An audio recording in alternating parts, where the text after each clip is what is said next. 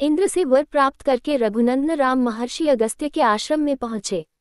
वे शंभूक वध की कथा सुनकर बहुत प्रसन्न हुए और उन्होंने विश्वकर्मा द्वारा दिया हुआ एक दिव्य आभूषण श्रीराम को अर्पित किया।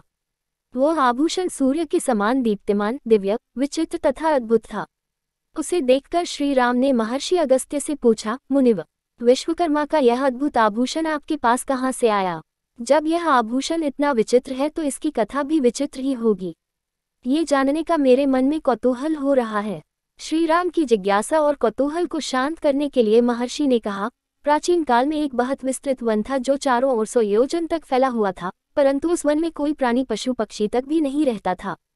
उसमें एक मनोहर सरोवर भी था। उस स्थान को पूर्णतया एकांत पाकर मैं वहां तपस्या करने के लिए चला गया था। सरोवर के चारों ओर चक्कर लगाने पर मुझे एक पुराना विचित्र आश्रम दिखाई दिया।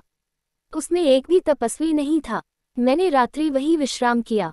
जब मैं प्रातःकाल स्नानादि के लिए सरोवर की ओर जाने लगा तो मुझे सरोवर के तट पर हृष्ट पुष्ट निर्मल शव दिखाई दिया। मैं आश्चर्य से वहां बैठकर उस शव के विषय में विचार करने लगा। थोड़ी देर पश्चात वहां एक दिव्य विमान उतरा जिस पर एक सुंदर देवता विराजमान था। उसके चारों ओर सुंदर वस्त्राभूषणों से अलंकृत अनेक अप्सराएं बैठी थीं। उनमें से कुछ उन पर चंवर डुला रही थीं।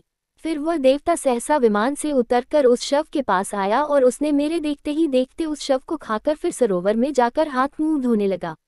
जब वह पुनः विमान पर चढ़ने लगा तो मैंने उसे रोककर पूछा कि हे तेजस्वी पुरुष, कहाँ आपका ये देवों में सौम्य रूप और कहाँ ये घृणित आहार?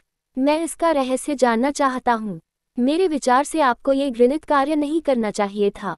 मेरी बात सुनकर वह दिव्य पुरुष बोला कि मेरे महायशस्वी पिता विदर्भ देश के पराक्रमी राजा थे। उनका नाम सुदेव था। उनकी 2 पत्नियां थीं जिनसे 2 पुत्र उत्पन्न हुए। एक का नाम था श्वेत और दूसरे का सुर्त। मैं श्वेत हूँ। पिता की मृत्यु के बाद मैं राजा बना और धर्मानुकूल राज्य करने लगा। एक दिन मुझे अपनी मृत्यु की तिथि का पता चल गया और मैं सुर्त को राज्य देकर इसी वन में तपस्या करने के लिए चला आया। दीर्घकाल तक तपस्या करके मैं ब्रह्मलोक को प्राप्त हुआ, परंतु अपनी भूख प्यास पर विजय प्राप्त न कर सका। जब मैंने ब्रह्माजी से कहा तो वे बोले कि तुम मृत्युलोक में जाकर अपने ही शरीर का नित्य भोजन किया करो। यही तुम्हारा उपचार है, क्योंकि तुमने किसी को कभी कोई दान नहीं दिया, केवल अपने ही शरीर का पोषण किया है। ब्रह्मलोक भी तुम्हें तुम्हारी तपस्या के कारण ही प्राप्त हुआ है। जब कभी महर्षि अगस्त्य उस वन में पधारेंगे तभी तुम्हें भूख प्यास से छुटकारा मिल जाएगा। अब आप मुझे मिल गए हैं, अतएव आप मेरा उद्धार करें और मेरा उद्धार करने के प्रतिदान स्वरूप ये दिव्य आभूषण ग्रहण करें। यह आभूषण दिव्य वस्त्र, स्वर्ण, धन आदि देने वाला है। इसके साथ मैं अपनी संपूर्ण कामनाएं आपको समर्पित कर रहा हूँ। मेरे आभूषण लेते ही राजर्षि श्वेत पुनर्तः तृप्त होकर स्वर्ग को प्राप्त हुए और वह शव भी लुप्त हो गया।